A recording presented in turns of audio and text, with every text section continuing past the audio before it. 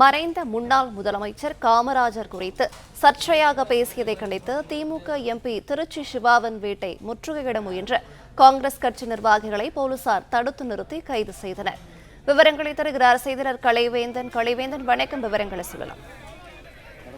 சென்னையில் நடந்த ஒரு திமுக பொதுக்கூட்டத்தில் திருச்சி எம்பி சிவா பேசும்போது முன்னாள் முதல்வர் காமராஜர் குளிர்சாதன வசதி இல்லாமல் தூங்க மாட்டார் என்றும் உயிர் பிரியும் முன்பு கருணாநிதியின் கைகளை பிடித்துக் கொண்டு நாட்டையும் ஜனநாயகத்தையும் காப்பாற்றக்கூடியதாகவும் பேசியிருந்தார்.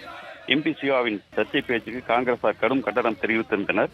இந்த நிலையில காங்கிரஸ் கட்சியின் மாநில பொதுச் செயலாளர் திருச்சி சரவணன் தலைமையில் 30க்கும் மேற்பட்ட காங்கிரஸ் கட்சியினர் நீதிமன்றம் அருகே உள்ள வஉசி சிலையிலிருந்து எம்பி திருச்சி சிவா வீடு நோக்கி ஊர்வலமாக சென்றனர். அப்போது அவருக்கு எதிராக முழக்கங்களை எழுப்பியவாறே சென்ற போராட்டக்காரர்களை போலீசார் தடுத்து நிறுத்தி கைது செய்தனர். காமராஜர் குறித்து உண்மைக்கு புறம்பான செய்திகளை தெரிவித்துள்ள திருச்சி சிவா நிபந்தனையற்ற மன்னிப்பு கேட்க என்ற கோரிக்கையை முன்வைத்தனர். பிளே ஸ்டோர் மற்றும் ஆப் ஸ்டோரில் இருந்து பாலிமர் செயலியை QR கோடு மூலம் பதிவிறக்கம் செய்யுங்கள். செய்திகளை உடனுக்குடன் பெறுங்கள்.